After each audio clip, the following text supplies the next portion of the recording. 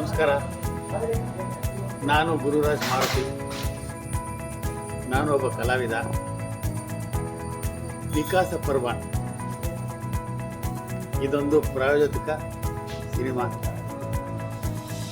ಈ ಟೀಸರ್ ನೋಡ್ತಾ ಇದ್ದ ಹಾಗೇನೆ ಕತೆ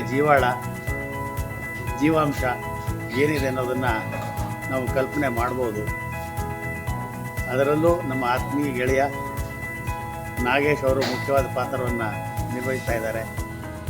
ಅವರು ಯಾವುದೇ ರೀತಿಯ ಪಾತ್ರವನ್ನು ಭಾಳ ಲೀಲಾಜಾಲವಾಗಿ ಎಲ್ಲರ ಮನ ಮುಟ್ಟುವಂತೆ ಅಭಿನಯಿಸ್ತಾರೆ.